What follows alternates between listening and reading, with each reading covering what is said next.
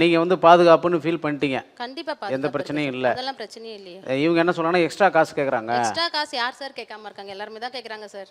எந்த இதுல எக்ஸ்ட்ரா பைசா கேட்காம இருக்கிறாங்க இந்த நாட்டுல? இது நார்மலாக ஆயிடுச்சுங்கிறீங்க. எல்லாமே ஆமா, பேசிக்கா அதுதான். சரி, இப்போ எக்ஸ்ட்ரா காசு கேட்குறாங்க. நீங்கள் வந்து பணம் படைத்தவர்கள்.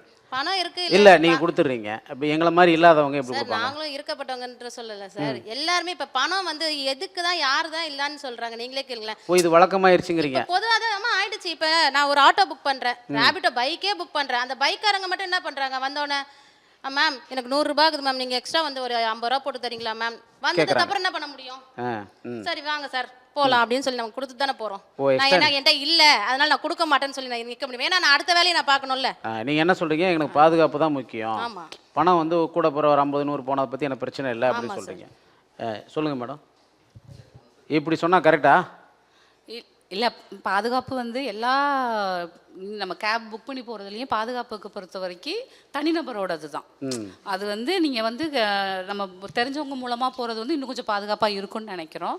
ஆனால் கேபில் வர்றப்ப பார்த்தோம் அப்படின்னா அதுலேயும் தனிநபரோட இது வந்து நல்லவங்களா இருந்தாங்க அப்படின்னா அங்கே பாதுகாப்புக்கு எந்த பிரச்சனையும் இருக்காது.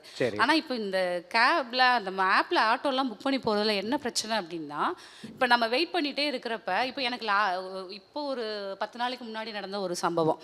அது என்ன அப்படின்னா, நான் வந்து ட்ரெயினுக்கு நான் போகணும், ட்ரெயின் ஸ்டேஷனுக்கு போகணும், நான் புக் பண்ணிட்டேன். எனக்கு நான் வரேன் நீங்கள் வெயிட் பண்ணுங்கன்னு சொல்லிட்டு எனக்கு ஆப்போசிட் டைரக்ஷனில் போயிட்டு இருக்காங்க. வரல.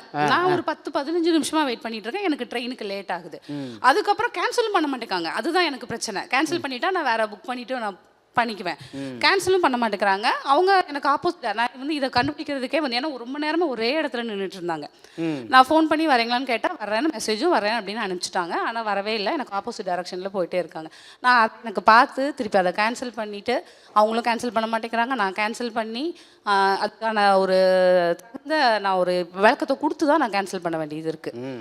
அதெல்லாம் பண்ணிவிட்டு அதுக்கப்புறம் நான் வேற ஒன்று புக் பண்ணுறேன். அவங்க ஏன் கேன்சல் பண்ண மாட்டேங்கிறாங்கன்னு நினைக்கிறேன். அதுதான், ஏன்னா அது அவங்க பண்ணுனா அவங்க அதுக்கான காரணம் சொல்லணும் இல்லையா?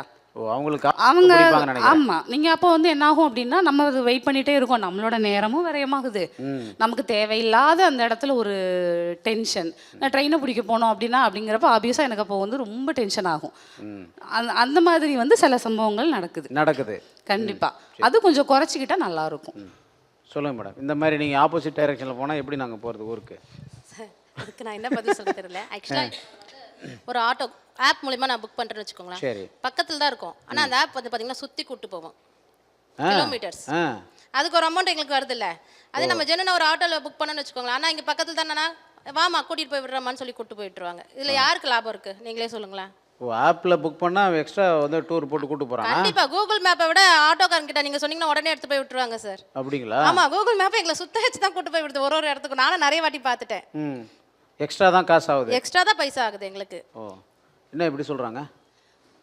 அதுதான் சார், நான் ஏற்கனவே சொன்ன மாதிரி தான். நான் எனக்கும் நிறைய ஆட்டோவில் நான் ஆப்பில் நான் போட்டு நான் நிறைய எனக்கு நல்ல டிரைவர்ஸ் வந்து வந்திருக்காங்க. 5 ரூபாய் கூட வந்து எக்ஸ்ட்ரா காசு வாங்காத டிரைவர்களும் எனக்கு இருக்கிறாங்க. இதெல்லாம் பொறுத்து பார்த்தோம் அப்படின்னா பொதுவாகவே எல்லா பிரச்சனைகளும் நிறைய இருந்தாலும் இங்கே வந்து நமக்கு சரியாக வேண்டியதுன்னு பார்த்தோம் அப்படின்னா தனிநபர்கள் வந்து அதை வந்து நிறைய யோசிக்கணும். இங்கே வந்து நம்ம பொதுவாக ஒரு என்ன சொல்கிறது, பொதுவாக வந்து நம்ம சொல்லிட முடியாது ஆப்னாலேயே நமக்கு பிரச்சனை இல்லை, நம்ம தனியாக நமக்கு தெரிஞ்ச ஆட்டோகளை புக் பண்ணால் அங்கே நல்லாயிருக்கும் அப்படின்னு எந்த ஒரு இதையுமே சொல்லிட முடியாது. அவங்க சொன்ன மாதிரி தான் ஒரு நல்லதும் இருக்கும் ஒரு கெட்டதும் இருக்கும். நமக்கு எப்படி அமையிறது, நமக்கு எப்படி நமக்கான அனுபவம் கிடைக்கிறதுங்கிறத வச்சு தான் நம்ம நிறைய எங்கள் முடிவுகளை எடுக்கிறோம்.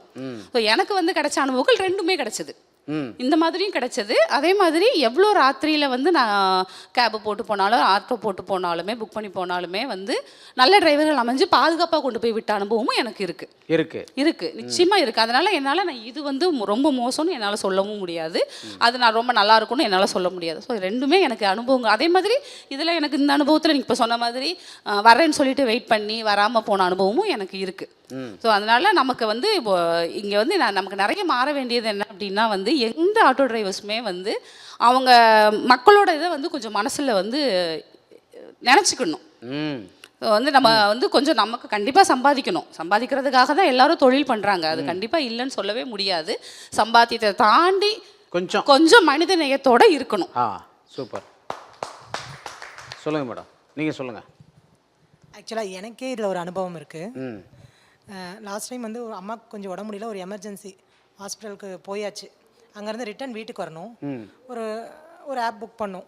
ம் கிட்ட வந்துட்டு நாங்கள் பக்கத்துலேயே இருக்கோம், நாங்கள் ஒரு 5 கிலோமீட்டர்ஸ்க்குள்ளே இருக்கோம். சரி அவருக்கு அமௌண்ட் கம்மியாக தானே கிடைக்குது. நாங்கள் பக்கத்துலேயே இருக்கோம், எங்கள் பக்கத்துலேயே நான் அவர் நம்பரை பார்த்துட்டு கூப்பிட்டுக்கிட்டே இருக்கேன். ஆனால் பக்கத்தில் ஒருத்தவங்க வந்து கொஞ்சம் லாங் போகணும், அண்ணா நகர் போகணும், தாம்பரம்லேருந்து அண்ணா நகர் போகணும்.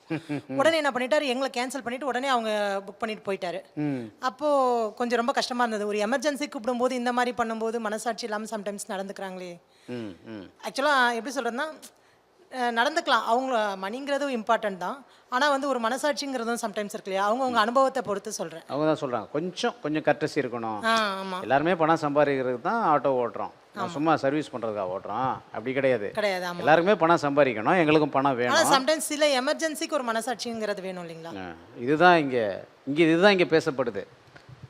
சரி, இப்போது கால் டாக்ஸி நம்ம ஆன்லைனில் புக் பண்ணுறோம், ஆப்பில் புக் பண்ணுறோம். அந்த ஆன்லைனில் புக் பண்ணுறதுக்குன்னு அவங்களுக்கு சில ப்ரொசீஜர்லாம் வச்சுருக்குறாங்க. ஆமாம், அவங்க ஆதார் கார்டு கொடுத்துட்றாங்க, அவங்க ஃபோன் நம்பர் கொடுத்துட்றாங்க, அவங்களுடைய அட்ரஸ் எல்லா டீட்டெயிலுமே அந்த ஆப்பு கண்ட்ரோல் ரூமுக்கு வந்து கிடச்சிருது. அப்போ அவர் யார் என்ன ஏதுன்னு தெரிஞ்சிருது. அவர் தவறு பண்ணால் கூட அந்த தவறு பண்ணுறவரை நம்ம எளிதாக வந்து நம்ம பிடிச்சிடலாம். ஆமாம் இல்லையா? அதை நம்ம ஈஸியாக ஐடென்டிஃபை பண்ணி அவங்களுக்கு வந்து பண்ணிடலாம். ஆனால் நார்மலாக ஒரு ஆட்டோ ஓட்டிகிட்டு இருக்கிறார் ஒருத்தர், அவர் வந்து நம்பி ஒரு பொண்ணு ஏதுன்னு வச்சுக்கோங்களேன், அவர் எப்படி நம்ம நம்ப முடியும்? ஆமாம், அவர் நமக்கு பாதுகாப்பாக கொண்டு போய் விட்டு வருவார் அப்படிங்கிறது என்ன நம்பிக்கையில் இருக்குது? அவர் யார் என்னன்னே தெரியாது. ஆக்சுவலாக கேள்விதான் அது. 70% நல்லவங்களும் இருக்காங்க, 30% கெட்டவங்களும் இருக்காங்க. சிலர் வந்து நம்ம